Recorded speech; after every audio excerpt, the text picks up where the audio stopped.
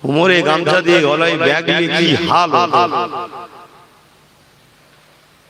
বসো মাহফিলে বসো, বিয়াদবি করো না।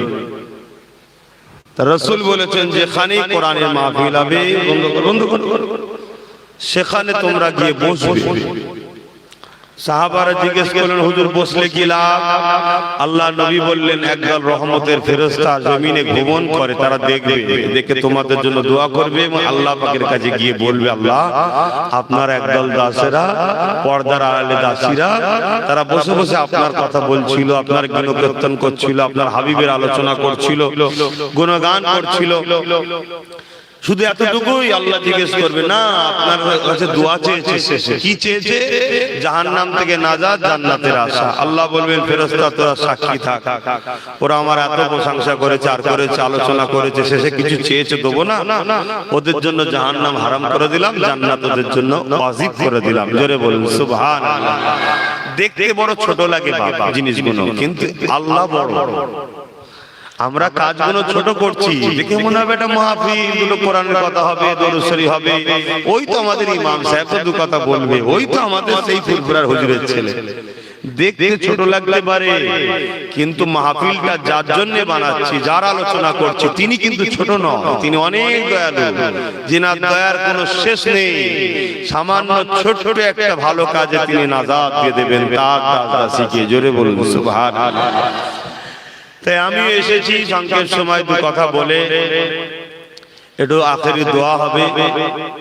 তাই ইমাম সাহেবও যেমন বলেছেন, আমিও বললাম মাইকের আওয়াজ অত দূর যাচ্ছে, কাজ কাম ছেড়ে দিয়ে কিছু সময় এসে বসুন, কারণ খাটতে হবে, এটা ঠিক কথা।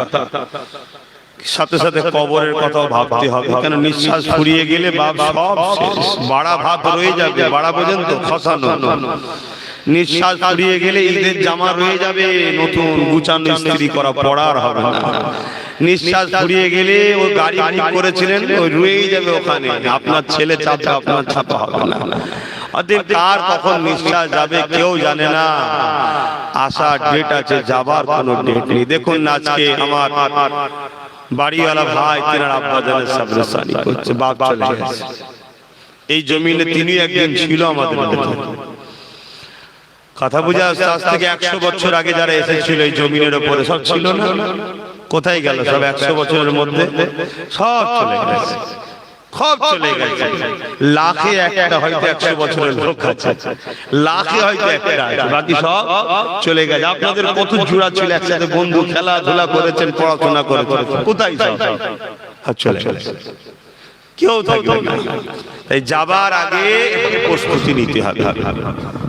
সবকিছুর মধ্যে দিয়ে মাঝে মাঝে আমাদের ঘরে আখিরাতের জন্য তৈরি হতে হবে। কেন আমরা কোনো জায়গায় যখন বেড়াতে যাই বা কোনো দূরে সফরে যাই, যেমন হজে যাই বহু মানুষ, যাবার আগে দেখবেন রোজ মিলাচ্ছে, হ্যাঁ কাপড় শুকানো দড়ি লিচি তো, আরে ক্লিপ লিচি তো, ছোট ছোট জিনিসগুলো ভাবছে।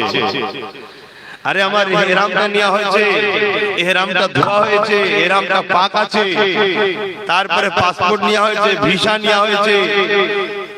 একটা জিনিস এক একটা গুরুত্ব। ভিসার যে গুরুত্ব, পাসপোর্টের যে গুরুত্ব, কাপড় ইহরামের অত গুরুত্ব নয়। ইহরাম কেনা যাবে ওখানে গিয়েও, কিন্তু ভিসা পাসপোর্ট না হলে তো বেকার হয়ে যাবে। তা ভিসা পাসপোর্ট হচ্ছে এটা ঈমান, কথা বুঝে আসছে।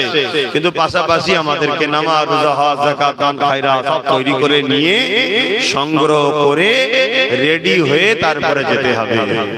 তবে আমরা সেখানে গিয়ে দেখবেন কারো কাছে হাত পাততে হবে না, কারোর দিকে ভ্যাল ভ্যাল করে তাকাতে হবে না, নিজের কাজ নিজের মতো করে করতে পারবেন। এটাই হচ্ছে দুনিয়া। তো আসুন শুরু করি, দোয়া করুন আল্লাহ আমাকে দু কথা বলার তৌফিক দেন। একবার মহব্বতে দরুদ, আল্লাহুম্মা সাল্লি আলা।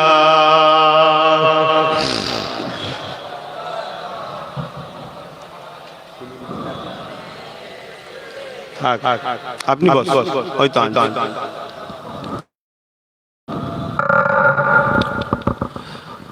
أعوذ بالله من الشيطان الرجيم.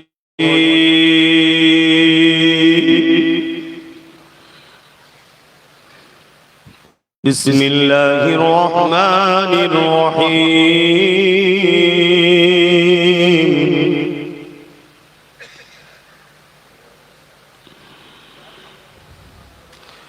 لو أنزلنا هذا القرآن على جبل لرأيته خاشعا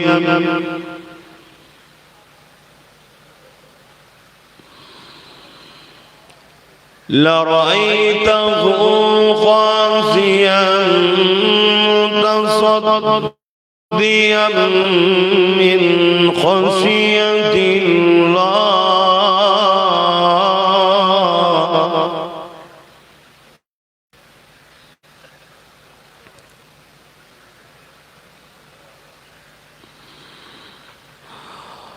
وتلك الأمثال نضربها للناس لعلهم يتفكرون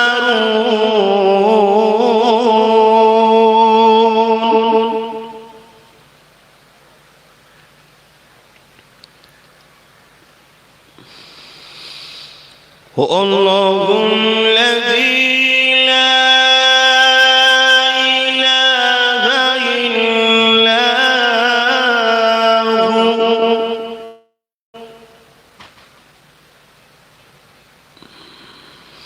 عالم الغيب والشهادة هو الرحمن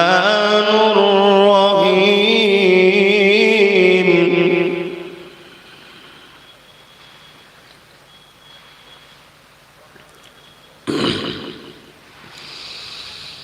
هو الله الذي لا إله إلا هو الملك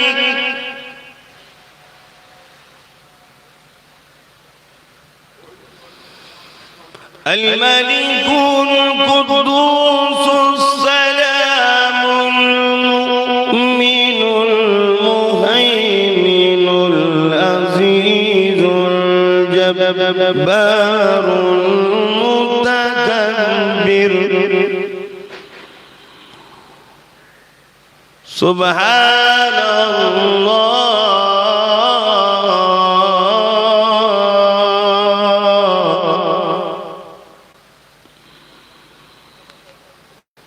سبحان الله عما يشركون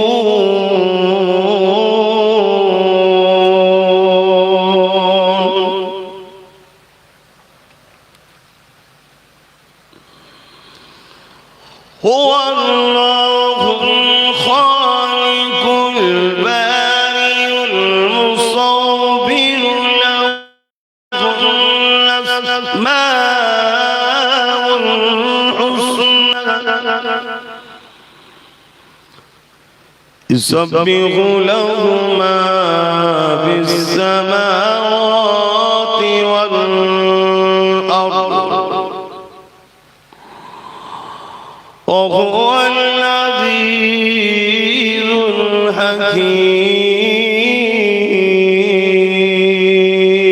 الحكيم صدق الله العظيم نحمده ونصلي على رسوله الكريم أما بعد فيا أيها الحاضرون رحمكم الله قال الله تعالى في كلام المسيح والفرقان الحميد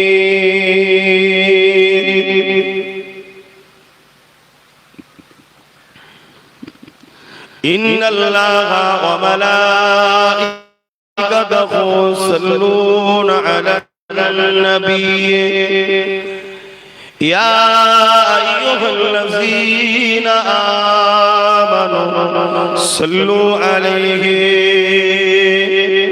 وسلموا تسليما اللهم صل على আরে এই আলো তো গরম হচ্ছে অফ করলে দেখতে পাবে, ঘিরে দিয়েছে তো। আর পাখাটা তো দিয়েছি এমন জায়গায় গায়ে লাগছে, উঁচু করতে হবে, তো পিছন থেকে দিয়া দরকার, এরকম সাইড থেকে তো সাইড থেকে। আর এই আলোতে তাপে গরম হচ্ছে।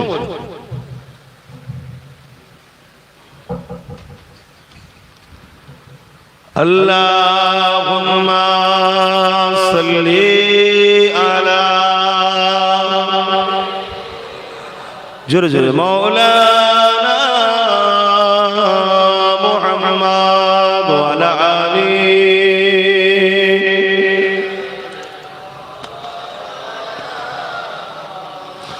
আল্লাহুম্মা সাল্লি আলা,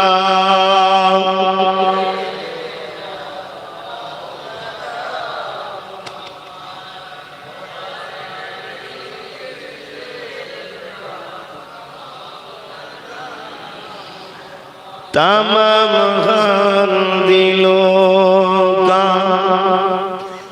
हुजूर जानते हैं, तमाम हर दिलों का हुजूर जानते हैं, बरोज सफात करेंगे चुन चुन कर हर एक गुलाम का चेहरा हुजूर जानते हैं। अल्लाहुम्मा सल्ली अला,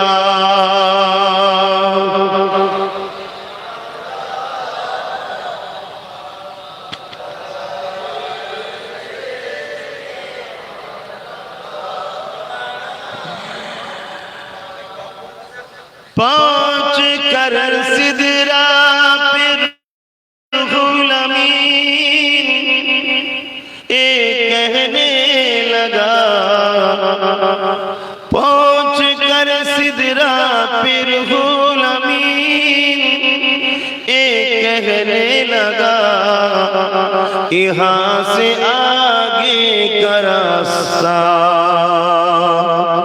हुजूर जानते हैं, यहाँ से आगे का रास्ता हुजूर जानते हैं, तमाम हाल दिलों का हुजूर जानते हैं, हर एक गुलाम का चेहरा हुजूर जानते हैं। अल्लाहुम्मा सल्ली अला,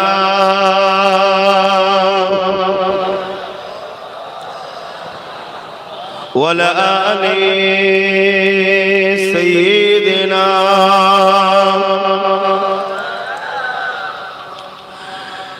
जलवा फिगा हुई हुजूर, कुफर रवाना हो गए,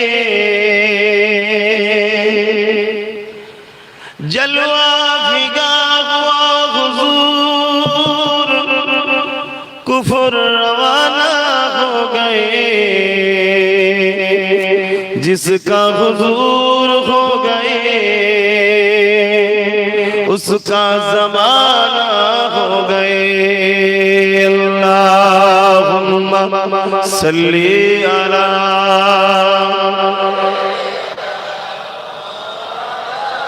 वला आलि सय्यिदिना,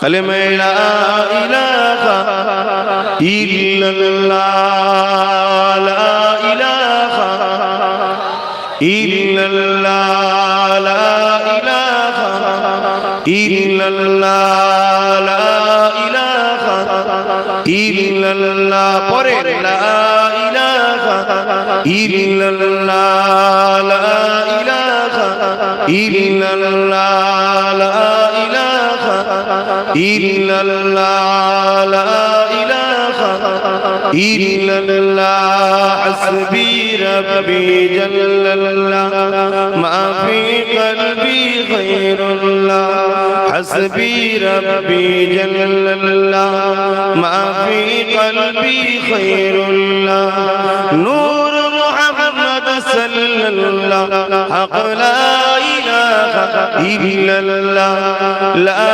ইলাহা ইল্লাল্লাহ লা ইলাহা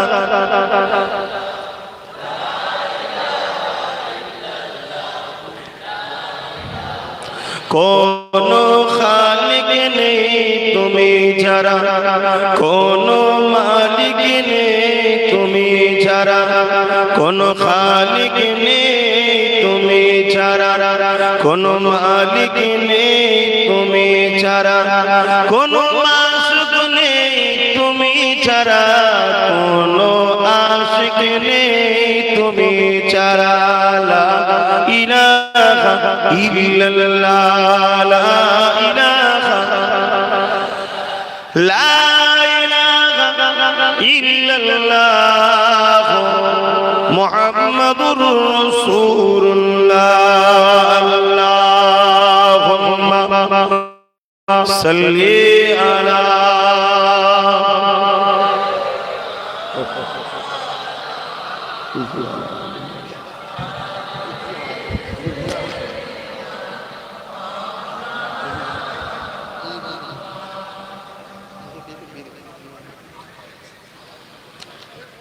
وقال الله تعالى في كلام المسيد والفرقان الحميد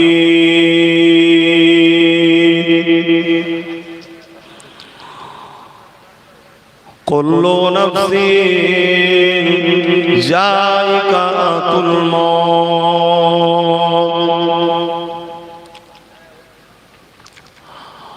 وقال الله تعالى في كلام المسيد والفرقان الحميد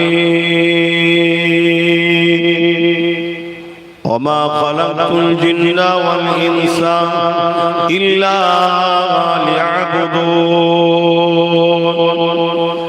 আমার আব্বা জানেরা আমার পর্দা নিশিন আম্মা জানেরা আমার ভাইয়েরা নওজোয়ান তরুণেরা যুবকেরা পর্দা নিশিনা বোনেরা ছোট ছোট বাচ্চারা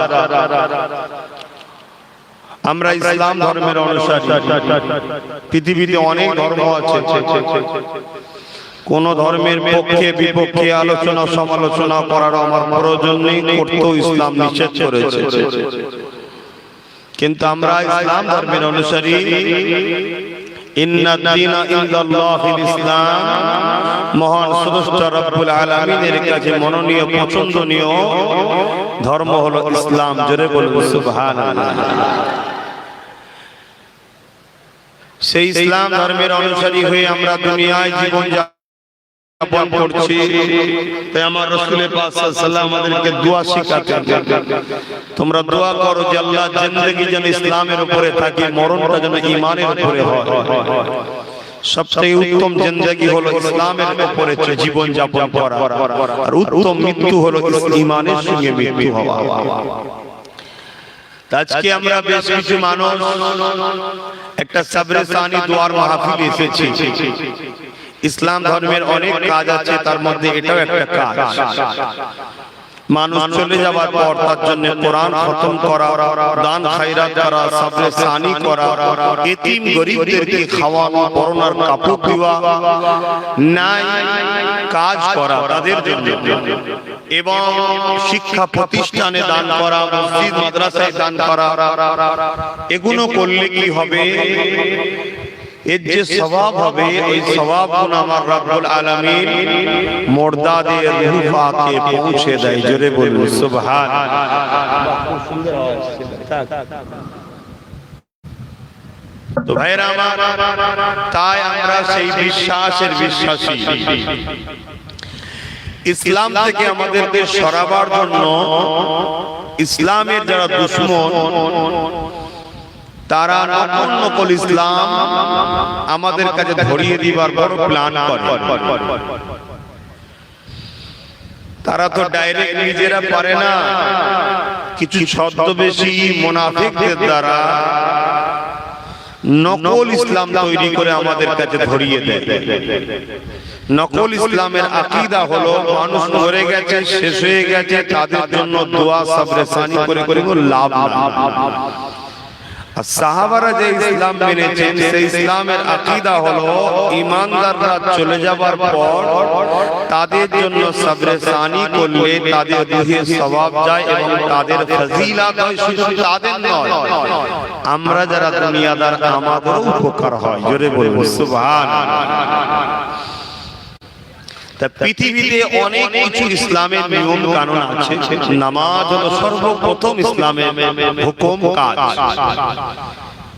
রোজা আছে, হজ আছে, দান আছে, যাকাত আছে, মা বাপের সম্মান, বড়দের সম্মান, ছোটদের স্নেহ, গরিবের সেবা করা, কাউকে জুলুম না করা, কাউকে মেরে না দেওয়া, কারো কেটে না দেওয়া, কাউকে ধোঁকা না দেওয়া, মিথ্যা না বলা, গীবত না করা, পরচর্চা না করা, পরনিন্দা না করা, দেশের ক্ষতি না করা, দেশকে ভালোবাসা, অন্য ধর্মের মানুষের নিরাপদের আশ্রয়ের ব্যবস্থা করা, সব কিছু ইসলাম।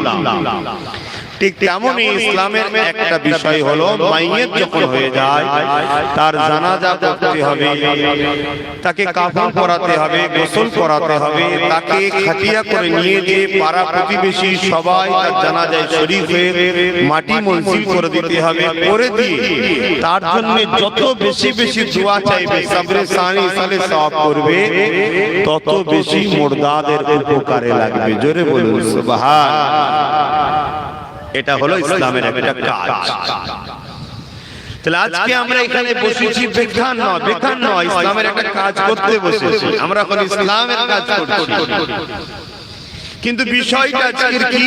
ইসালে সওয়াব, সবরে সানি, দুয়ার মাফি।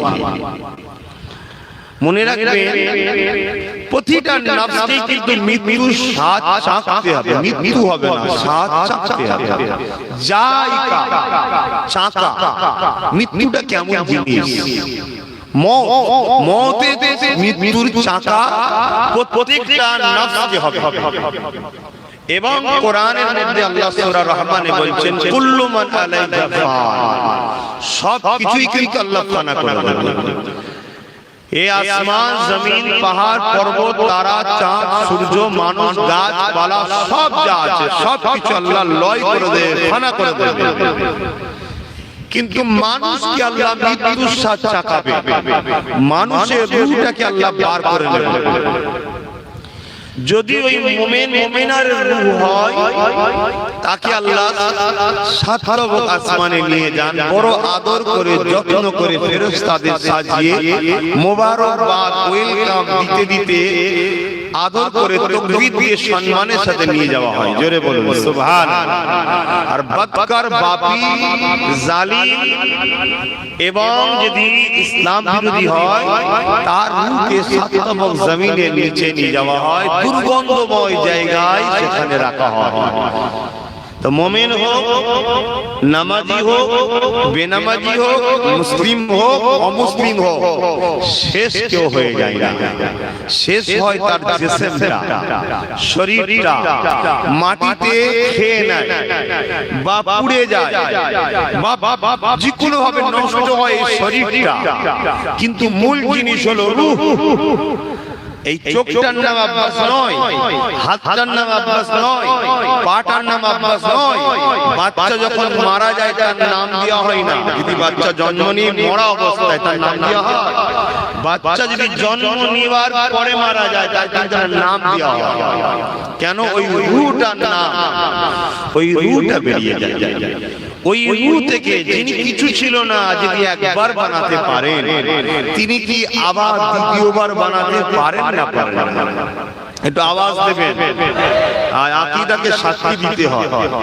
কিছুই ছিল না, তিনি যদি আমাদেরকে বানাতে পারেন, সেই রব্বুল আলামিন আবার দ্বিতীয়বার আমাদেরকে বানাতে পারবেন? হ্যাঁ না না, তিনি তুলবেন। সুম্মা নুফিকা উখরা ফাইযা হুম কিয়ামুন ইয়ানজিরুন, আবার সিংহায় ফু দেওয়া হবে। যেমন নাগল দিলে আলু ওঠে, ওরকম মানুষ উঠবে। পৃথিবীর সমস্ত কিছু যে কিন্তু মাটিতেই শেষ। কেউ যদি মাছের পেটেও যায় সেও মাটির তলাতেই যায়, বাঘের পেটে গেল মাটির তলায়, প্লেনে ক্রাশ হলো মাটির তলায়, আগুনে পুড়ে গেল মাটির তলায়, কেন সব থেকে যে শেষ হয় মাটির তলায়। এই নাগল দিলে যেমন আলু ওঠে, ওরকম সিংহায় যখন ফু দেবে আমি আপনি সবাই উঠবো, সেই দিনটা হবে বিচারের দিন। তার আগে আমার আল্লাহ আমাদেরকে দুনিয়ায় পাঠিয়েছেন একটা মিশনে, একটা কাজ করতে। কাজটা কি? ইল্লা লিয়াবুদুন, যিনি সৃষ্টি করেছেন তিনার দাসত্ব করা। তিনার দাসত্বটা কি? মা আতাকুমুর রাসূল ফাখুযুহু ওয়া মা নাহাকুম আনহু ফান্তাহু, যা আদেশ করেছে মুহাম্মদ রাসূল মেনে নাও, যা নিষেধ করেছে ছেড়ে দাও। বুঝতে পারছেন? তাই তিনি মুহাম্মদ রাসূলকে এই মাসে পাঠিয়েছেন এবং তিনার উপরে কোরআন পাঠিয়েছেন, যেটা কালামুল্লাহ, আল্লাহর কথা। ওই কোরআনের প্র্যাকটিক্যাল মুহাম্মদ রাসূল আমার আপনার কাছে রেখে গেছেন। ওই কালামুল্লাহ, আল্লাহর কথাকে মেনে নেওয়া, ওটাই হলো আমাদের জন্য দাসত্ব। তিনি যেমন নামাজ পড়তে বলেছে, তিনি যেমন বাপ মাকে ভালোবাসতে বলেছে, তিনি যেমন রোজা রাখতে বলেছে, তিনি যেমন গরিবদের ঘরে সেবাও করতে বলেছে, তিনি যেমন মালদারদের হজ করতে বলেছে, তেমন যাকাতটাও দিতে বলেছে, তিনি যেমন পাড়া প্রতিবেশীকে ভালোবাসতে বলেছে, তেমন অমুসলিমের সঙ্গেও ভালো সম্পর্ক রাখতে বলেছেন। ঠিক তিনি যেমন হালাল ইনকাম করতে বলেছেন, ঠিক তেমনই হারাম থেকে দূরে থাকতে বলেছেন। এই টোটাল তিনি যে কাজগুলো বলেছেন, সেই কাজগুলো গড়ে জীবন গড়া, এটাই হবে ইবাদত। এইভাবে যদি আমরা কবরে যেতে পারি, তাহলে কবরটা আমাদের জন্য হবে চারটির মধ্যে একটা। চার ধরনের কবর হবে। নাম্বার 1, কবরে ফেরেশতা আসবে, কিন্তু মুহাম্মদ রাসূল ফেরেশতাকে বলবেন, যিনি আমার মাহবুব উম্মত ছিল, আমার প্রেমিক উম্মতি ছিল, তার কবরে ফেরেশতা আসবে, সওয়াল জবাব হবে না। জোরে বলুন সুবহানাল্লাহ। নাম্বার 2, ফেরেশতা আসবে, মাথার দিক দিয়ে ঢুকতে চাইবে, কিন্তু ফেরেশতা দেখবে মাথার পরে একটা সুন্দর যুবক দাঁড়িয়ে গেছে। ফেরেশতাকে বলছে, এ ফেরেশতা, আপনাকে এই বান্দা বান্দির কবরে মাথার দিক দিয়ে ঢুকতে দেব না। কেন? এই বান্দা বান্দি আমাকে দুনিয়ায় ভালোবাসত, আজকে বেচারিকে তার সবাই ছেড়ে দিয়েছে, আমি কিন্তু একে ছাড়তে পারিনি, কবরে একা হয়ে গেছে, আমি এর মাথার গোড়ায় দাঁড়িয়ে থাকবো, একে পাহারা দেব, আল্লাহর জান্নাত পর্যন্ত এর সাথে যাব। জোরে বলুন সুবহানাল্লাহ। কে গো, বাপের বড় ছেলে নাকি?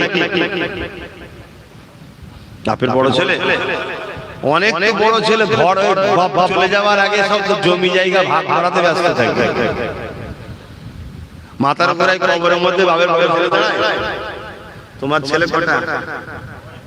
তাহলে তো একেবারেই বেকার হয়ে গেল। মেয়ে আছে, তাহলে জামাইরা তো ছেলেই রে বাবা। দাঁড়াবে জামাই মনে হচ্ছে কবরে, একদিন থাকবে তোমার সাথে কবরে জামাই। বুঝছো তো নাকি?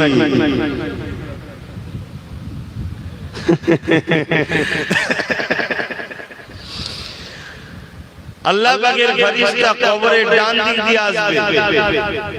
ডান দিকে যখন ঢুকতে যাবে, কি হলো তোমার? প্রশ্ন করলাম বলে ভয় শিখে গেলে।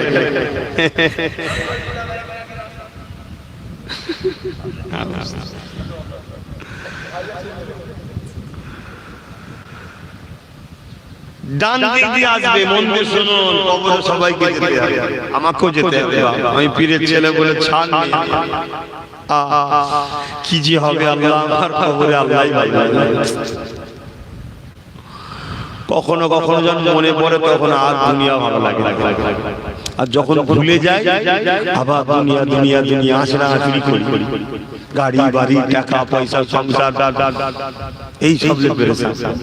আর যখন মনে পড়ে যায় কিছু ভাল লাগে না, সব ছেড়ে দিয়ে জঙ্গলে চলে যায়, যে আল্লাহ আল্লাহ করি, আবার আল্লাহ ভুলিয়ে দেয়। কে ভুলিয়ে দেয়? আল্লাহ। যদি না ভুলিয়ে দেয় তাই সংসার হবে না, সংসার যদি না হয় বান্দা হবে না, বান্দি হবে না। এর মাধ্যম দিয়ে আল্লাহ দুনিয়ায় বিস্তার করছে, তো সবই আল্লাহর কুদরত। কিন্তু কিছু সময় স্মরণ যাদের হয় তারাই কামিয়াবি। কিন্তু কিছু ছেলে মেয়ে আছে আমাদের আমাদেরই বাড়ি, বছরে একবারও কবরে কদম দেয়, ওইগুলো হচ্ছে আফসোস, ওইটা দুঃখ। ডান দিক দিয়ে আসবে ফেরেশতা, ডান দিকে দেখবে আবার একজন সুন্দর যুবক দাঁড়িয়ে গেছে, বলুন সুবহানাল্লাহ। এই ফেরেশতা, আপনাকে আমি ডান দিক দিয়ে ঢুকতে দেব না। দুনিয়ায় আমায় ভালোবাসতো, প্যার করতো, সবাই একে ছেড়ে দিয়েছে, আমি একে ছাড়বো না। জান্নাত পর্যন্ত একে পাহারা দিয়ে নিয়ে যাবো আমি। জোরে বলবো সুবহানাল্লাহ। আবার দেখবে ফেরেশতা বাঁ দিক দিয়ে আসছে, বাঁ দিকেও দেখবে একটা সুন্দর যুবক আবার দাঁড়িয়ে আছে, বলুন আল্লাহু আকবার। একটু জোরে বলুন আল্লাহু আকবার। আল্লাহু আকবার বলতে আপনাদের কষ্ট হয় না বেজার হয়? আমাদের জন্মটাই তো আল্লাহু আকবার, ঠিক না বেটি? হ্যাঁ, যখন জন্মেছিলাম কানের গোড়ায় কি বলেছে? আল্লাহু আকবার, আল্লাহু আকবার, আল্লাহু আকবার, আল্লাহু আকবার। ইমামকে দিয়ে, হুজুরকে দিয়ে, আলেমকে দিয়ে কি দেয় না কানের গোড়ায় আজান? আবার মরণের সময় কি হয়? জানাজা, সেও তো আল্লাহু আকবার, আল্লাহু আকবার হয় না? আমাদের শুধু তো আল্লাহু আকবার, যেত আল্লাহু আকবার, বীজখানটা অন্য হক হক থাকবে কেন? সব সময় আমাদের আল্লাহু আকবারই থাকবে। জোরে বল আল্লাহু আকবার। হ্যাঁ, সব সময় আল্লাহু আকবার কেলে থাকবে। তার মানে কি আল্লাহু আকবার মানে? হ্যাঁ, আল্লাহু আকবার, আল্লাহ তিনি যিনি সব থেকে মহান। শুধু মহান বললাম না, সব থেকে মহান, সব থেকে বড়। আর শুধু মহান বললে আরো তো মহান আছে, ঠিক না বেটি? আর আকবার হলো সব থেকে বড়, সব থেকে মহান। আর আল্লাহ আল্লাহু মানে সে, মানে তিনি। তো যা বাঁ দিক দিয়েও ফেরেশতা ঢুকতে পারবে না, পায়ের দিক দিয়ে আসবে। পায়ের দিকেও দেখবে যুবক দাঁড়িয়ে আছে, ফেরেশতা ঢুকতে পারবে না। বান্দা বান্দি বসে বসে শুধু দেখবে যে কি হচ্ছে, চারজন কি? আমার তো ছেলে বলে নয়, কোনোদিন এদেরকে দেখিও নি। চারজনকে দেখার পরে ফেরেশতা যখন চলে যাবে, ওই বান্দা বান্দিকে তখন চারজন বলবে, আপনি কোনো চিন্তা করবেন না, দুনিয়ায় আমাদেরকে ভালোবেসেছিলেন, কিয়ামত পর্যন্ত ময়দানে নিয়ে যাব, ওখান থেকে আপনার হয়ে আমরা চারজন আল্লাহর কাছে কথা বলবো। আপনার চিন্তা নেই, কোনো চিন্তা করবেন না, আপনি আরামে ঘুমান। আপনাকে জান্নাতে পৌঁছানো পর্যন্ত আমাদের দায়িত্ব। জোরে বলুন সুবহানাল্লাহ। ফেরেশতাদের কি বলে, ওই চারজনের কথা শুনে কবরবাসী মুর্দাবাদী তো অবাক হয়ে যাবে। কি তোমরা, কোনোদিন তো তোমাদেরকে দেখিনি, কি সুন্দর তোমাদের দেখতে, বলছো ভালোবেসেছিলাম কি? হাই হাই, আমাদের ছেলেরা এই সব বন্ধু ছেড়ে দিয়ে বসে আছো, কাকে ধরছো? যারা তোমার পিছনে তোমার রক্ত চুষার জন্য ঘুরে বেড়াচ্ছে, তাদের তোমার বন্ধু। আমাদের এই চারজন কে গো? মাথার গোড়ায় যে যুবকটা দাঁড়িয়ে থাকবে, ওই যুবকটা তখন বলতে লাগবে, আল্লাহর বান্দা বান্দি রে, দুনিয়া জমিনে কি ঠান্ডা, কি গরম, কি বর্ষা, যখনই ফজরের সময় বলতো আসসালাতু খায়রুম মিনান নাওম, ঘুম থেকে নামাজ হতো, শীতের কম্বল ছেড়ে দিয়ে ঠান্ডা পানিতে ওযু করতে পিছাও না, বর্ষায় কাদা ঝড় পানিতেও তুমি পিছিয়ে যাও না, আর গরমের সময় তুমি পিছিয়ে যাও না। তুমি 5 ওয়াক্ত নামাজ পড়েছিলে, ওই নামাজকে প্রেম করেছিলে, আল্লাহ পাক সেই নামাজকে সূরাত আকারে বানিয়ে দিয়ে আমাকে তৈরি করেছে। আমি হলাম তোমার দুনিয়া সেই নামাজ। বলো, আমরা যারা নামাজ পড়িনি তাহলে মাথার গোড়ায় পাবো? তাহলে পড়বে, ভুল করো না। প্রত্যেকটা মুসলিম ঘরের ছেলে জানে নামাজ পড়ে, এরপরও যদি না পড়ে মৌলভী সাহেব দোষ নাকি? ভুল করছো আমার বাপ ভাইরা, মা বোনেরা, নামাজ কাজা করবে না। 10 মিনিট সময় লাগে, 10 মিনিট। সুন্নতি তরিকাতেও নামাজ পড়তে 10 মিনিট সময় লাগে। আল্লাহ নবী বলেন ওই সময় ডান দিক থেকে ওই যুবকটা আওয়াজ দিয়ে বলবে, হে আল্লাহ পাকের বান্দা বান্দি রে, দুনিয়া জমিনে যখন রমজান শরীফের রোজা আসতো, দুনিয়া মানুষকে বেরোতো কত গরমে রোজা ছিল, কখনো 16 ঘন্টা 17 ঘন্টা 18 ঘন্টা, পানির পিপাসায় গলাখানা শুকিয়ে যেত, কলিজা গানা ফেটে যেত। দুনিয়ার মানুষ তারা নিজেদের খেয়াল খুশি মতো রোজার মাঝে খেয়ে বেড়াতো, কিন্তু আপনি আমাদেরকে মহব্বত করেছেন, ভালোবেসেছেন, রোজাকে কখনো ছাড়তেন না।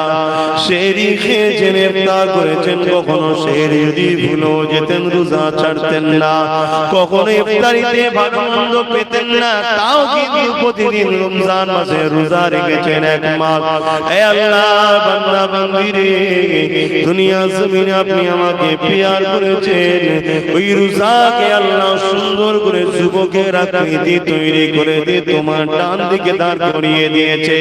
হে আল্লাহ বান্দা বান্দি চিন্তা করবেন না, আপনাকে পাহারা দিয়ে আল্লাহ পাকে জান্নাতে নিয়ে যাব। তবুও তো গরিব এলাকার ছেলেরা রোজা রাখে, শহর এলাকার ছেলেরা তো রোজাই আজকাল ছেড়ে দিচ্ছে মুসলমানের ছেলে। আমার অবাক লাগে, শতকরা মনে হয় 60% মুসলমান রোজা রাখে।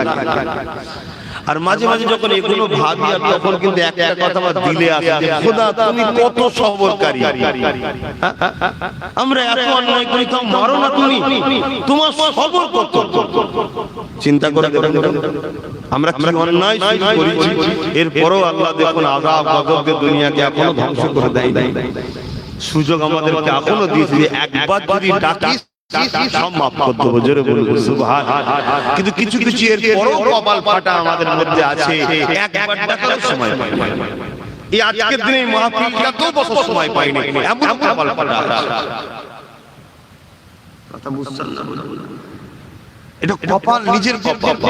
কেন আজকে যতগুলো বসেছি কমসে কম এখানে দুবার হলো আল্লাহ ডাকা হয়ে গেছে, সুবহানাল্লাহ বলা হয়ে গেছে, দিনের মধ্যে সব কথা শুনে একটু হলো অনুশোচনা হচ্ছে না, হচ্ছে না। কিন্তু আমরা সবাই পাবি, কালকে আবার ভুলে যাব। আমি বলছি আবার ভুলে যাব, কিন্তু এই মুহূর্তে অনুশোচনা হচ্ছে। এই অনুশোচনাটা হওয়া মানে ঈমানটা এখনো আছে, জোরে বলুন সুবহানাল্লাহ। আর এই অনুশোচনাটা যাদের হয় না, তাদের জানতে হবে আবার ঈমান গেছে, তাই আমার অনুশোচনাও হয় না। আর এই ঈমানটা আছে, এরকম শুনতে শুনতে শুনতে শুনতে শুনতে একদিন দেখবে এমন অনুশোচনা হবে, ভুলি করবো নি, যা তার দুনিয়া করে লাভ নেই, আল্লাহকে ভালোবাসা। দেখবেন আপনি নামাজ মাঠে চলে গেছেন, প্রথম দাড়ি নেই, মাথায় টুপি দিয়ে পড়ে গেছেন, একদিন দেখবেন আস্তে আস্তে দাড়ি ছেড়ে দিয়েছেন। আবার একদিন দেখবেন ইমাম সাহেবের কাছে বসে দোয়া দরুদ শিখছেন। আবার একদিন দেখবেন আল্লাহ আপনাকে তার দাওয়াত দিয়েছে, আপনি হজে চলে গেছেন, ওখান থেকে এসে আবার একদম আল্লাহ তাআলা হাজির হয়ে গেছে, জীবন পরিবর্তন। একটু তো জুড়ে থাকতে হবে ভালো ভালো। আর যদি একেবারে কাটা হয়ে যায় তাহলে কি হবে? বুঝার চেষ্টা করেন। আপনারা আমায় ভুল বুঝবেন না, আপনাদের ভালোবাসি বলে তাই। আল্লাহ নবী বলেন ওই সময় বাদিকে যখন এই যুবকটা বলতে লাগবে, ওরে আল্লাহর বান্দা বান্দি রে, দুনিয়া জমিনে আপনি কোরআন তেলাওয়াত করতেন, আল্লাহর কালামকে আপনি তেলাওয়াত করেছেন, ওই কালামুল্লাহ তেলাওয়াতের যে সওয়াবটা হতো, ওই সওয়াব আল্লাহ আমাকে একটা সুন্দর যুবক বানিয়ে দিয়েছে। আর এক রাতের মধ্যে রয়েছে আপনি দুনিয়া জমিনে যাকাত দিয়েছেন, আর এক রাতের মধ্যে রয়েছে আপনি হজ করেছেন। ধনীদের জন্য এই দুটো, কিন্তু গরিবের জন্য এই দুটো নয়। তাই কালামুল্লাহ শরীফ তেলাওয়াত করার জন্য ওই সুন্দর যুবক দাঁড় করিয়ে দেবে। কেন? কোরআন তেলাওয়াত বড় লোকরাও করবে, গরিবরাও করবে, সবার জন্য কোরআন তেলাওয়াত করতে হবে। ওই কোরআন তেলাওয়াত করার জন্য আল্লাহ আমাকে সুন্দর যুবক বানিয়ে দিয়েছে। চিন্তা করবেন না, আপনি ঘুমাতে থাকেন, আল্লাহর জান্নাত পর্যন্ত আপনার সাথে থাকবো। এখানে একটা ছোট্ট কথা বলে দিই, সমাজে নতুন একটা বাতিল ফিরকা বাইরে হয়েছে। এই কথা বললে আপনারা বেজার হবেন না। একটা ভাই তার ভাইকে ভুল রাস্তা সম্বন্ধে সচেতন করবে না করবে না? একটা বাপ তার বাচ্চাকে ভুল রাস্তা সম্বন্ধে সচেতন করবে না করবে না? আপনাদের সঙ্গে আমাদের সম্পর্ক অনেক দিক আছে, কিন্তু একটা সম্পর্ক হলো আপনি আমি হলাম এক পীরের মুরিদ, পীর ভাই, ঠিক না বেটি? এতে আরো 10 জনের থেকে আমার আপনার উপরে একটু জোর বেশি আছে না কম আছে? এই যে ইমাম সাহেব বসে আছেন, ওনার উপর অন্য একটা আলেমের জোর আছে, কিন্তু আমার একটু বেশি জোর আছে। কেন? এনারা সবাই এনাদের পূর্বপুরুষ সব দাদা হুজুরের সিলসিলার অনুযায়ী দাদা পীরের মুরিদের ঘরের সন্তান, একটু জোর আছে না? তাই দেখলেন পীরের আওলাদ আসতে উনি ভাইজান বলে তাকবীর দিচ্ছে, সম্মান করছে। কেন? আমার পীরের বাচ্চা। আলেম ঠিক আছে, কিন্তু আমার পীরের বাচ্চা, এই দাদা হুজুরের মুখের দিকে সম্মানটা বেশি দেয়। তাই সেই অধিকার নিয়ে সতর্ক করছি। কিছু মানুষ আবার সমাজে বলছে যে কোরআনের মানে না জেনে কোরআন পড়া বেকার। নাউজুবিল্লাহ বলুন, আরে জোরে বলুন নাউজুবিল্লাহ। আল্লাহর রাসূল কি বলছেন? কেউ যদি কোরআন তেলাওয়াত করে পার অক্ষরে 10টা করে নেকি পাবে। জোরে বলুন সুবহানাল্লাহ। আর কোরআন তেলাওয়াতের সাথে সাথে যে মানে বোঝে তার মাকাম তো আরো বড়। জোরে বলুন সুবহানাল্লাহ। কিন্তু মানে বোঝে না বলে কোরআন পড়া বেকার, এই শব্দটা বলা হলো গুমরাহি। আমাদেরকে কোরআন থেকে সরাবার একটা নূরুল প্ল্যান। আপনি বলতে পারেন আলহামদুলিল্লাহ তোমরা কোরআন পড়ছো, খুব ভালো জিনিস, খুব ভালো জিনিস, একটু মানগুলো বড়, মানগুলো বোঝো, আল্লাহ কি মেসেজ দিয়েছে দেখো, এই কথাটা হলে কত সুন্দর হতো। কিন্তু আপনি কি বলছেন? কালকে ছেলেটা আর কোরআন পড়বে না, বেকার হচ্ছে, ঠিক না? এটা এটা একটা গুমরাহি চক্রান্ত চলছে। এ রাজওয়ানেরা, আব্বা জানেরা, মায়েরা, এমন করে দেখা যায় পায়ের দিক দিয়ে যে যুবকরা দাঁড়িয়েছিল তিনি তখন বলতে লাগবে, ও আল্লাহ পাকের বান্দা বান্দি রে, আমি কে জানেন আপনি দুনিয়া জমিনে নফল আমল করেছিলেন, দান খায়রাত করেছিলেন, গরিবরা যখন আপনার দরবারে আসতো ফিরিয়ে দিতেন না, আপনি গরিব হওয়ার পরও আপনার পাশের বাড়িতে খাবার দিতেন, তরকারি দিতেন, কোন মানুষ বিপদে পড়লে তাকে সাহায্য করতেন।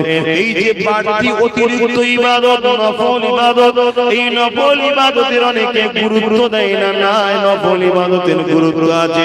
ধনী যে হবে সে 1000 টাকা দান করবে, গরিব যে হবে সে 10 টাকা দান করবে। ধনীর 1000-এ যেমন দান করে সওয়াব হবে, আপনার 10 টাকা দিয়ে তাই হবে। কেন? ধনীর লাখে বেজান নেই, আপনার 100-তে বেজান নেই।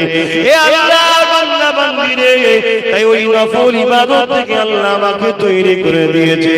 আমি তোমার পায়ের গোড়ায় কিয়ামত পর্যন্ত দাঁড়িয়ে থাকবো। আপনি ঘুমান, আপনি আরাম করেন, আপনি চিন্তা করবেন না, ময়দানে মাশর আপনার সাথে থাকবো এবং জান্নাত পর্যন্ত আপনাকে সাথে নিয়ে যাব। আরো জোরে বলুন সুবহান। দুই ধরনের খবর হলো। আল্লাহ নবী বলেন আরেক ধরনের কবর হবে, যাদের কবরে ফেরেশতা আসবে, বান্দা বান্দি উঠে বসবে, হুজুর পানি চাইবে। দয়ার নবী আমার বলেন আসর যাচ্ছে যাচ্ছে এমন আবহাওয়া, বা ফজর যাচ্ছে যাচ্ছে সকাল উঠতে লেগেছে এমন একটা আবহাওয়া হবে। ওই জন্য বান্দা বান্দি হুজুর পানি চাইবে। দুনিয়া জমিনে যাদের নামাজ পড়া অভ্যাস ছিল হুজুর পানি চাইবে, ওই সময় ফেরেশতা বলবে ওযু করতে হবে না, কারণ এটা তোমার দুনিয়া নয়, এটা হলো কবরের জায়গা। এখানে আর কোনো ইবাদত নয়, ওটা দুনিয়াতে ছিল পরীক্ষা, এখানে আর ইবাদত নয়।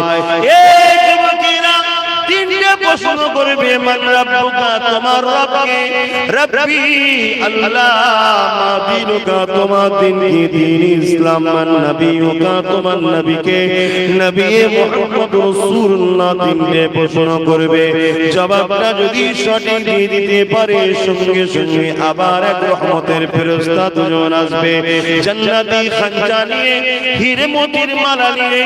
কেননা সে আল্লাহর প্রিয় বান্দা বান্দি, তার গলায় পড়াবে হবে, পড়াতে গিয়ে ফেরেশতাদের মধ্যে টানাটানি শুরু হয়ে যাবে, আমি পড়াবো আমি পড়াবো আমি পড়াবো, বান্দা বান্দিকে ওই হাতটা চট করে ছিঁড়ে যাবে, ঝরঝর করে কবরে মতির হাড়গুলো পড়ে যাবে, দুনিয়ার মতি নয়, আল্লাহর জান্নাতি মতি যার এত চমক রয়েছে, কবরে আলোয় আলোকিত হয়ে যাবে। বান্দা দেখতে লাগবে, বান্দি দেখতে লাগবে, আর ফেরেশতা দুটো বসে মতির হাতটা কাঁদতে শুরু করবে, কি সর্বনাশ করলাম, এই কাঁদতে কাঁদতে কাঁদতে কাঁদতে হাড় যেই শুরু হয়ে যাবে, তৈরি হয়ে যাবে, ওই দিন হবে কিয়ামত, ওই সময় তার উঠার সময় হয়ে যাবে।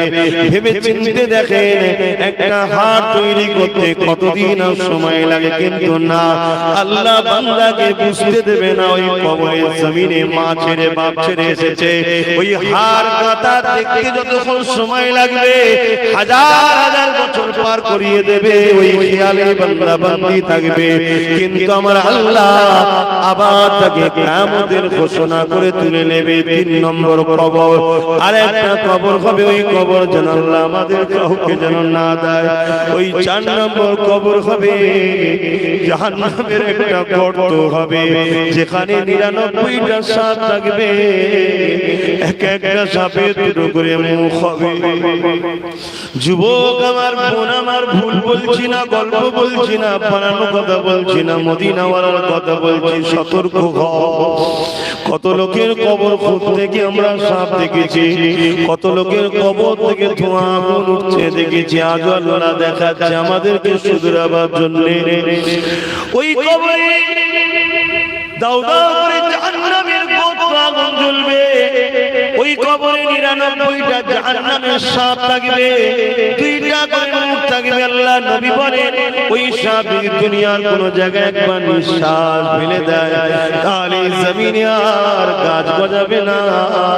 হে আমার আব্বা মা ভাই বোন, ওই কবরের সাপকে নিয়ে থাকতে হবে। যদি আল্লাহ নারাজ করো, নবী নারাজ করো, যদি লোভে পড়ে যাও, হিংসা করো, নামাজ কাজা করো, রোজা কাজা করো, গান শোনো, যাত্রা যাই, ফাংশনে যাও, মানুষের উপর জুলুম করো, বড় চর্চা করো, বড় নিন্দা করো, দেশে যদি ক্ষতি করো, মানুষের যদি ক্ষতি করো, আল্লাহ নারাজ হয়ে যাবে, কবরে থাকতে হবে। যদি এগুলো না করো, আল্লাহ পাক তোমাকে নাজাতের কবর দিয়ে দেবে।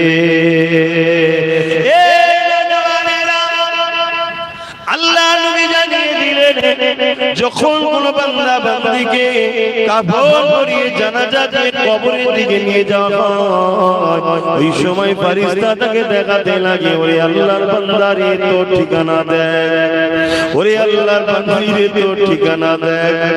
জানি না আব্বাসে কি দেখাবে আমার জানা না, ওরে আমার বান্দা বান্দিরে দেখ, আল্লাহর ফেরেশতা দেখাবে, যারা গুনাহগার হবে তাদেরকে আল্লাহ জাহান্নামের আযাব দেখাবে। তখন সে চিৎকারে বলতে লাগবে, ওরে আমার আত্মীয় স্বজনেরা, তোরা কি তোর বাপকে ওই জায়গায় দিতে যাচ্ছিস যেখানে ধাউ ধাউ করে আগুন জ্বলছে? তোরা কি তোর মাকে ওই জায়গায় দিতে যাচ্ছিস যেখানে দাউ দাউ করে আগুন জ্বলছে? দৈনিক কবর 4টে কথা বলে থাকে, ওরে আমার আল্লাহর বান্দা বান্দিরে, আমি কবর 1 টাকার ঘর তৈরি হয়ে আয়, আমি কবর অন্ধকার টাকার ঘর আলোর সাথে করে নিয়ে আয়, আমি কবর পোকামাকড়ের ঘর ব্যবস্থা করে নিয়ে আয়।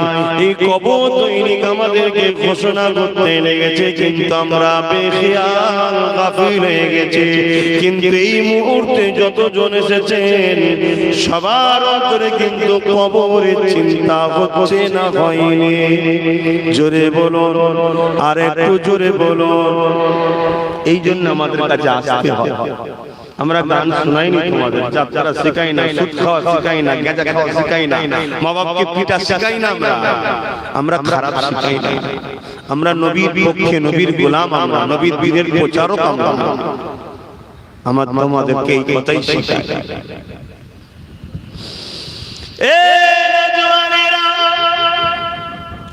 আব্বা জানেরা, আম্মা জানেরা, মায়েরা, বোনেরা, বাপেরা, ভাইরা পরিবর্তন হয়ে যান, কেননা যে যাবার কোনো ডেট নেই। কবর বড় ভয়ানক জায়গা হবে, কবর হলো আখিরাতের প্রথম মঞ্জিল। আজকে আমার বাড়িওয়ালা বাপ ভাই আমার ছেলেরা আব্বা জানের সবরে সানি করছে, এটা তো বাপের জন্য বড় খুশ নসিব। অনেক এমন ছেলে আছে তো বাপ মারা গেছে ভুলে গেছে, না কবর জিয়ারত করে, না দোয়া চাই, না কোনো দোয়াতে শরীক হয়, না নিজে কখনো বাপের কবরের সামনে গিয়ে দাঁড়িয়ে যায়। আল্লাহ নবী জানিয়ে দিলেন, মান যারা কবর আবাওয়াইহি ওয়াহদুহুমা ফি কুল্লি জামাতি গফরাল্লাহু ওয়া কুতিবা বাররা।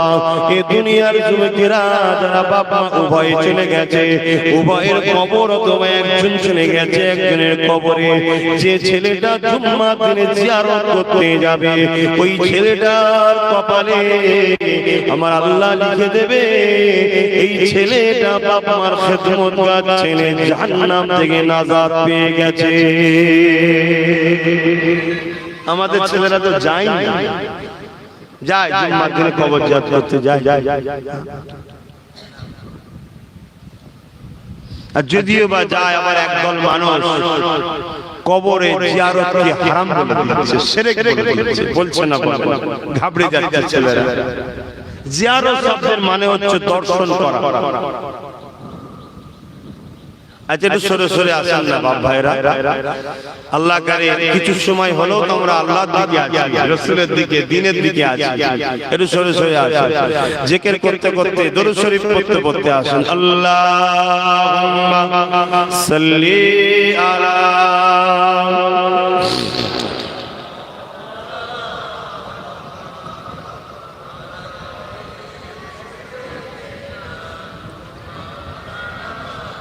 Allahumma salli ala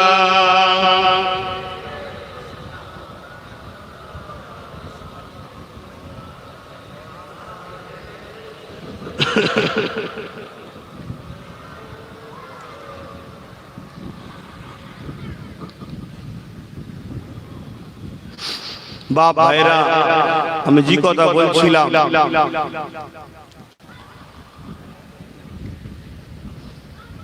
কি কথা বলছিলাম,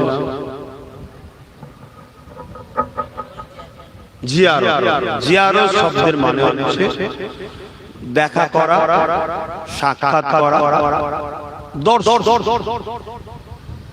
তাই বুখারী হাদিসে আছে, কবরবাসীর কাছে গিয়ে আপনি বলবেন, আসসালামু আলাইকুম ইয়া আহলুল কবর। বুখারী হাদিস। তার মানে, হে কবরবাসী, তোমার উপরে আল্লাহর শান্তি রহমত বর্ষণ হোক। মোটি আমরা ইট বালি পাথরকে বলি না, কবরবাসী। আর ওলিয়া উলিয়া হলে আসসালামু আলাইকুম ইয়া আহলাল কবর ইয়া ওলি আউলিয়া। শহীদান হলে আসসালামু আলাইকুম বিমা সাবারতুম ফানি'মাল মুখবারদাত। কথা বুঝা আসছে? আর আম মানুষের কবরে শুধু আসসালামু আলাইকুম ইয়া আহলাল কবর, কিন্তু আমরা তো যাই না। অথচ রাসূল বলছেন, কেউ যদি জুম্মার দিনে যায় বাবা উভয়ের অথবা একজনের কবরে, ওই ছেলের কপালে আল্লাহ লিখে দেবে যে বাপ মার খেদমতগার ছেলে দোজখ থেকে নাজাত পেয়েছে। বলুন সুবহানাল্লাহ। বাপ মার সম্মান, মান রাদিয়া আনহু ওয়ালিদাহু ফালানা আনহু রাদি। মা বাপ যার উপরে রাজি, স্বয়ং আল্লাহ বলছে আমি তাদের উপরে রাজি। জোরে বলুন সুবহানাল্লাহ। তবে মা বাপের কোনো কথা যদি আল্লাহর কথার বিরুদ্ধে হয়, ওই কথা মানা ইসলামে হারাম। কিন্তু মা বাপের সঙ্গে ঝগড়া, চুপড়া, কথা কাটাকাটি করা, চিৎকার দিয়া চলবে না। মাথা হ্যাঁ হ্যাঁ এই কথাকে অমান্য করে সরে যেতে হবে। শুনছেন? যদি কোনো কথা আল্লাহ ও রাসূলের কথার সঙ্গে টক্কর হয়ে যায়, মা যদি বলে চুরি করলে, কথা বুঝা যাচ্ছে, কিন্তু আল্লাহ রাসূল বলেছে চুরি করা হারাম। তাহলে আল্লাহ রাসূলের কথাটা মানতে হবে, চুরি করলে হবে না, কিন্তু মায়ের সঙ্গে ঝগড়া করলে হবে না, মাথা হ্যাট করে সরে যেতে হবে। কথা বুঝাতে পেরেছি? তো বাপ ভাইরা, এই কবর জিয়ারত করবেন। যে কি করবেন দরুদ শরীফ পড়বেন, সূরা ফাতিহা শরীফ পড়বেন, ইখলাস শরীফ পড়বেন, পড়ে আল্লাহর কাছে হাত তুলবেন। কার কাছে? আল্লাহ। সে বলবেন আল্লাহ এটা আমার দাদু, এটা আমার দাদি, এটা আমার আম্মা, এটা আমার আব্বা, এটা আমার আত্মীয়র কবর। খোদা যদি কিছু ভুল করে থাকে তাদের হয়ে ক্ষমা চাইছি। দরুদ শরীফের সওয়াব, ফাতিহা শরীফের সওয়াব, ইখলাস শরীফের সওয়াব তাদের কবরে পৌঁছে দেন। এর ওসিলায় তাদেরকে আপনি maaf করে দেন। জোরে বলুন সুবহানাল্লাহ। এই বিশেষ রায়াত আছে। আল্লাহ নবী বসে আছেন, এমন সময় একটা যুবক ছেলে কাঁদতে কাঁদতে রাসূলের দরবারে এসেছে। আল্লাহ নবী জিজ্ঞেস করছে কি হয়েছে বাবা, তুমি কাঁদছো কেন? ছেলেটা বলে ইয়া রাসূলুল্লাহ, ইয়া হাবিবাল্লাহ, হুজুর আমার আব্বা জান ইন্তেকাল হয়ে গেছে। আল্লাহ নবী দু চোখ দিয়ে পানি এসে গেলেন, দয়া নবী কেঁদে উঠলেন। নবী আমার বলতে লাগলেন বাবারে, কুল্লু নাফসিন যায়িকাতুল মউত, প্রতিটা নফসকে মৃত্যুর স্বাদ চাখতে হবে বাবা, সবর করো। ইন্না লিল্লাহি ওয়া ইন্না ইলাইহি রাজিউন, সবর করো বাবা।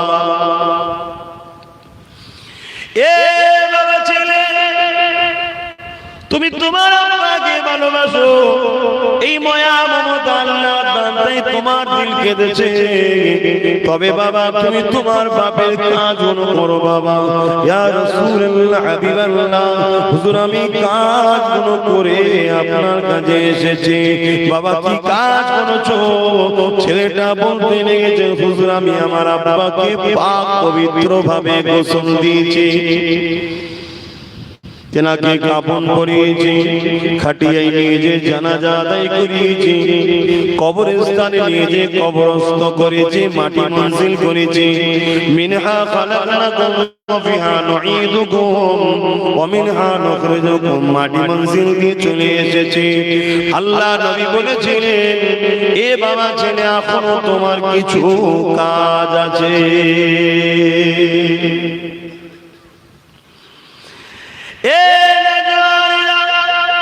আল্লাহ নবী সাহাবাদেরকে লক্ষ্য করে বললেন এ বাবা সাহাবারা এখনো কিছু কাজ রয়েছে। বাবা সাহাবারা শুনতে লাগলেন, ছেলেটাও শুনতে লাগলেন। বাবা তোমার আব্বা যদি ঋণী হয়ে থাকে ওই ঋণটাকে তুমি ছেলে হিসাবে শুধে দাও বাবা, কেননা তুমি হলে বাপের সম্পদ, তুমি হলে বাপের অংশ। যা কিছু তোমার বাপ করেছে সবই তোমার জন্য, তোমার জন্য, তোমার জন্য। আর তোমার জিন্দেগিতে যা ধন সম্পদ যা কিছু আছে এই সবটা হলো তোমারই আব্বার সম্পদ। ছেলে যদি বাপের পকেটে হাত দিয়ে টাকা নেয় এটা কি চুরি না? চুরি নয়। বলুন বলুন বলুন, অবশ্যই বাপ যদি ছেলের পকেটে হাত দিয়ে টাকা লাগায় চুরি নয়। তবে আজকাল বাপেদের বলবো খবর দাও, ভুলে যেন এই ফতোয়ার উপরে আমল করে ছেলের পকেটে হাত দিয়ে ফেলবেন। ছেলে ভালো লাগে, ছেলেটা ভালো ফট করে অন্য জিনিস ঘটে যাবে, এটা চুরি নয়। কেন? ছেলে সব সম্পদের মালিক হলো বাবা, তুমি আবার কিসের? তুমি নিজেই তো বাপের শরীরের অংশ। কথা বুঝছেন না? বোঝেন না কি? আমার কথায় কি যুবকদের বেজার হয়ে গেছে? তুমিও তো কারো বাপ হবে, তোমার ছেলে সব সম্পদের মালিক তুমি হবে, আবার সে কারো বাপ হবে, তার ছেলে সম্পদের মালিক সে হবে। বাপ ছেলের সম্পদের পুরো মালিক। কিন্তু আজকের দিনে বাবা এই মশলার উপরে যেন কোনো বাবা আমল করে ফেলবেন তাহলে বাবা বিরাট বড় বিপদ হয়ে যাবে। কারণ আজকাল সমাজের ছেলেরা ভালো নয়। তবে এতটুকু বলা যেতে পারে কিছু ছেলে ভালো আছে, কিছু ছেলে ভালো আছে।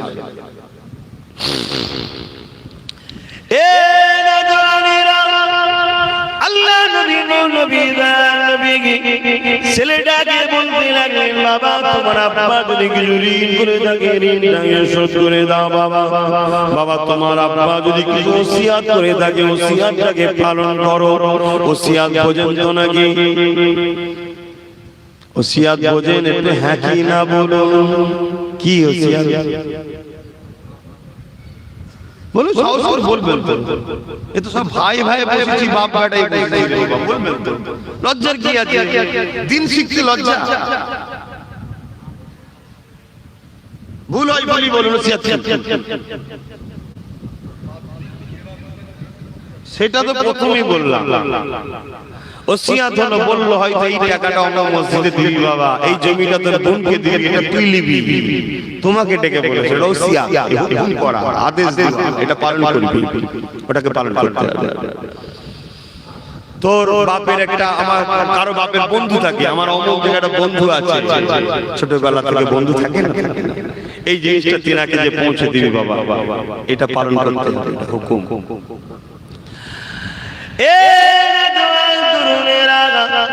আল্লাহ নবী জানিয়ে দিলেন ওসিয়াতটা পালন করো।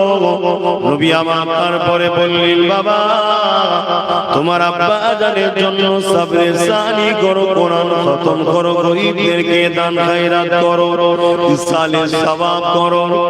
ওই সময় এই কথাটা যেই বলেছে, সাহাবা হুজুররা জিজ্ঞাসা করলেন, ইয়া রাসূলুল্লাহ, ইয়া হাবিবাল্লাহ, তিনি তো মারা গেছেন, ইন্তেকাল করেছে, তিনার জন্য সবরে সানি করে কি লাভ হবে?